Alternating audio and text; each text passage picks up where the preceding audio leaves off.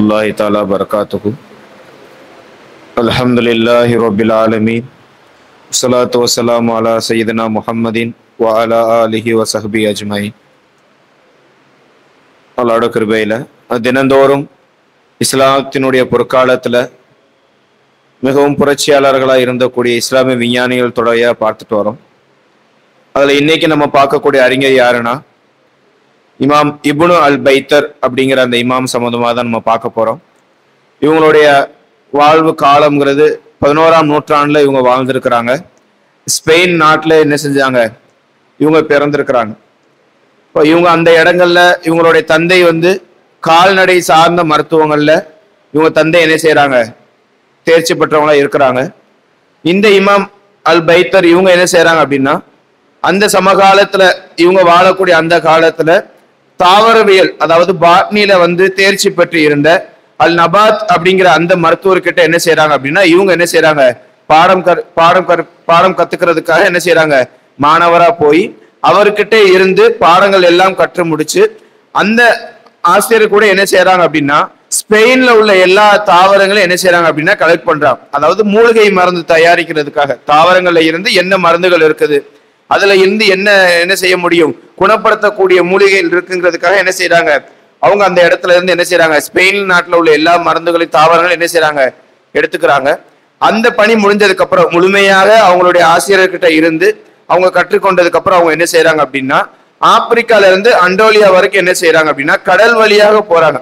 கடல் வழியாகவும் நிலங்கள் வழியாகவும் என்ன செய்யுது, வரலாற்றுல வருது.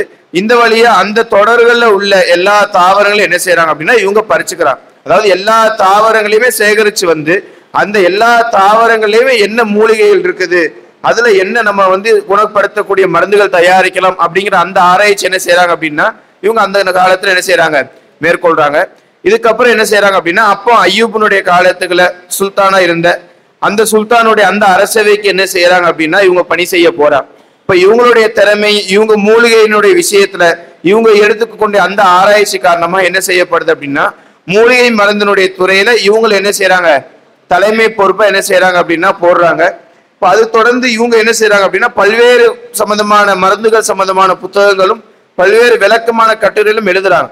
இருந்தாலும் முக்கியமான ஒரு பணியாக இவங்க செஞ்ச முக்கிய ஒரு பணியாக எதை சொல்லப்படுது அப்படின்னா, இவங்க எழுதிய கித்தாபுல் ஜாமி முஃபரதாத்தி அதுவியத்தி வல் அதியத்தி அப்படிங்கிற ஒரு கித்தாபை தான் என்ன செய்யறாங்க அப்படின்னா வரலாற்று ஆசிரியர் மிகவும் முக்கியமான புத்தகமா சொல்றாரு. ஏன் அப்படின்னா இந்த புத்தகத்துல அவங்க என்ன செஞ்சிருக்காங்கன்னா கிட்டத்தட்ட 1400 தாவரங்கள் உணவு வகைகளை எழுதி அந்த தாவரங்களும் உணவு வகைகளும் எதுக்கு குணமாகும், எந்த நோய்க்கு அதுல மருந்து இருக்குங்கிறத எழுதியிருக்கிறாங்க.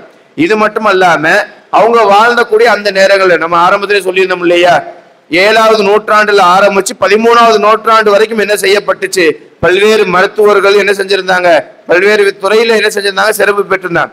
இப்ப இவருடைய காலம்ங்கிறது 11ஆம் நூற்றாண்டு. இதுக்கு முன்னாடி வாழ்ந்த எல்லா மருத்துவத்துறையில இருந்த இஸ்லாமிய அறிஞர்களை ஃபுல்லா எடுத்து அவங்க என்னென்ன மருத்துவ குறிப்பு எல்லாம் சொல்லியிருப்பாங்களோ அப்படி எல்லா மருத்துவ குறிப்புகளையும் என்ன செஞ்சிருக்காங்க அப்படின்னா எல்லா இடத்தையும் சேர்ந்து ஒரே புத்தகமா என்ன செஞ்சிருக்காங்கன்னா தயாரிச்சிருக்காங்க. கிட்டத்தட்ட 400 வகையான மருத்துவ அந்த சார்ந்த விஷயங்களை எடுத்து ஒரே புத்தகமே என்ன செஞ்சிருக்கிறாங்க, தயாரிச்சிருக்கிறாங்க. இதுதான் என்ன செஞ்சிருக்கு அப்படின்னா அதுக்கு அடுத்து வந்த 20 நூற்றாண்டுகளுக்கு என்ன செய்யப்பட்டுச்சுன்னா இந்த புக்கு தான் மருத்துவத்துறையில முக்கியமான ஒரு புத்தகமா என்ன செய்யப்பட்டிருக்குது, இருந்திருக்குது. இவங்க அதிகமா இவங்க உருவாக்குன அந்த மருத்துவ புத்தகத்துல அதிகமா யாருடைய மருந்தை பத்தி பேசுறாங்க அப்படின்னா, நம்ம இதுக்கு முன்னாடியே பார்த்த ஃபாதர் ஆஃப் சர்ஜரி சொல்லப்படக்கூடிய அல் ஜஹ்ராவினுடைய இமாம், அந்த இமாம் சொன்ன மருத்துவ குறிப்பை என்ன செய்யறாங்க இவங்க அதிகமான இடத்துல என்ன செய்யறாங்க, மேற்கொள்ளி காட்டுறாங்க. அல்ஹம்துலில்லாஹ். நாளை இதே போன்ற ஒரு விஞ்ஞானிகளை என்ன செய்வோம் பார்ப்போம். அஸ்ஸலாமு அலைக்கும் ரஹ்மத்துல்லாஹி தஆலா பரகாத்துஹு.